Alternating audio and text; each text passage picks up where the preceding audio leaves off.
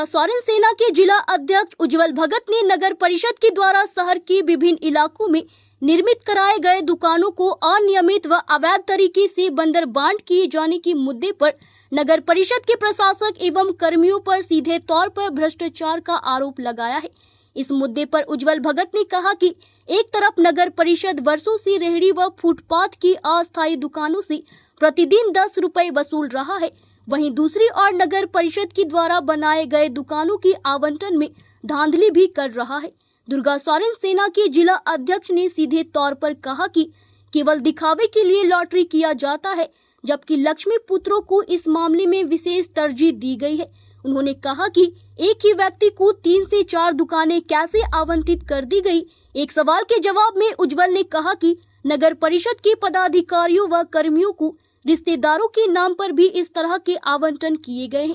इस मुद्दे पर नगर परिषद के प्रशासक अमरेंद्र चौधरी ने दूरभाष पर संपर्क करने पर बताया कि नगर परिषद के द्वारा आज तक जो भी आवंटन हुआ है वो विधि सम्मत हुआ है और आगे भी होगी। एक सवाल के जवाब में प्रशासन ने बताया कि दुकान आवंटन के मामले में ऐसा कोई दिशा निर्देश नहीं है जिसमें गोदाम किए जाने को असंवैधानिक करार दिया गया है।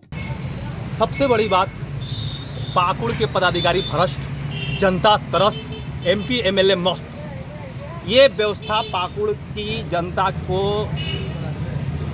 देखना पड़ रहा है कि भैया 10 रुपया करके 10 साल से ऊपर आप फुटपाथ किनारे बैठे हुए लोगों से आप रसीद काट के कर लिए, तो आपके द्वारा बनाया गया दुकानदार का अधिकार सबसे पहला किसको? आप दुकान आप बनाए, आवंटित किए लॉटरी के माध्यम से। तो लॉटरी के माध्यम से कैसा आवंटित किए कि एक व्यक्ति को 3 दुकान 4 दुकान एक लाइन से मिल गया। होता है क्या कि लक्ष्मी माँ का विशेष कृपा जिन व्यक्तियों पर है, जिन बिजनेसमैन या जो भी बोलिए उनके पास है, उनके लिए नगर पालिका के द्वारा विशेष लाभ पहुंचाते हुए कई दुकान एक लाइन से दे दी गई। दुकान हमको आवंटित किया गया, मेरे द्वारा संचालित कोई और व्यक्ति कर रहे हैं। मैंने नगर पालिका पदाधिकारी से 3 साल से मैं इस बात पर लड़ रहा हूँ। नगर पालिका पदाधिकारी के पास मैंने एप्लीकेशन दिया, इनसे पहले डीसी साहब जो महोदय थे उनको भी दिया, ये डीसी साहब आए इनको भी दिया, एसडीओ साहब को भी दिया। निर्णय ये निकला कि जितने भी दुकान बंद पड़े हैं बाजार में, कम से कम अगर 100 दुकान है, मान लिया जाए अगर 100 दुकान है तो 80 दुकान बंद पड़ा हुआ है सर, गोदाम के रूप में हो या किसी भाड़ा द्वारा चलाना नहीं मिला, इस तरह के कम से कम 80 दुकान बंद पड़ा हुआ है। उसमें एसडीओ साहब और नगर पालिका पदाधिकारी के द्वारा मुझे आश्वासन दिया गया कि जितने भी दुकान बंद पड़े हैं सबको नोटिस दिया गया। नोटिस देने के बाद कुछ दुकानदारों ने उस नोटिस का जवाब दिया। जिन दुकानदार के द्वारा नोटिस का जवाब नहीं दिया गया उनको बात हुआ था कि एक बोर्ड कमेटी बना के मजिस्ट्रेट अलाउड करके उस दुकान को तोड़ा जाएगा। ताला को तोड़कर फिर से लॉटरी कर जो विस्थापित है, जिसको बोला जा रहा है, जिसको दुकान वर्षों से दुकान चला रहे थे, 10 रुपया लेके रसीद काट का जो पैसा ले रहे थे उनको दिया जाएगा। अब होता क्या है, हम पूंजीपति हैं, हम अपने बाप भाई के नाम पे, अपने वाइफ के नाम पे, अपने बहन के नाम पे, अपने दादा के नाम पे 500 लॉटरी खरीद लिए। और लॉटरी खरीदने के बाद तो सर दुकान और लॉटरी खरीदे भी हैं तो एक साथ 3 को दुकान कैसे मिल जाएगा? ये बहुत बड़ी घोर जांच की विषय है और वो बहुत दुखित घटना है।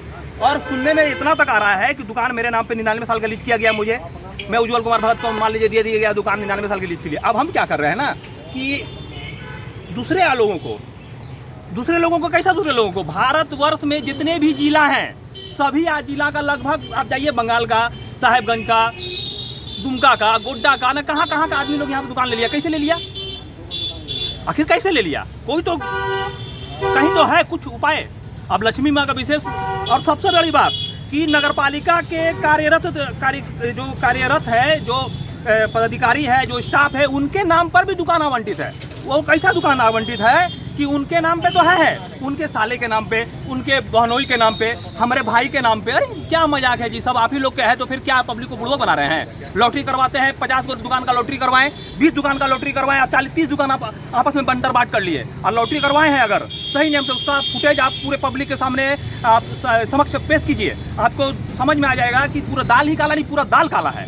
पूरे सबसे बड़ा भ्रष्ट पदाधिकारी अगर कोई है तो नगर पालिका पदाधिकारी है। उनके द्वारा कई बार हमको सूचना बोला गया कि मैं मजिस्ट्रेट लाकर सब दुकान को खाली करवाता हूं। जो बाहर जिला से आए हैं या जिनके नाम पे आवंटित नहीं, उसको दुकान अविलंब खाली करवाया जाएगा। 4 लाख 5 लाख में सुनने में आ रहा है श्रीमान कि 4 से 5 लाख रुपया में दुकान बिका जा रहा है। हम यहाँ परसों से हैं, आप हमसे पैसा लिए हैं और आप बोल रहे हैं कि सुनने में कि इनका द्वारा बोला गया, हमारे यहाँ जो घोष जी है, हम लोग करीब हम तो 13-14 साल से हम देख रहे हैं इनका दुकान यहाँ पर है, जब मेरा उम्र 13-14 साल था।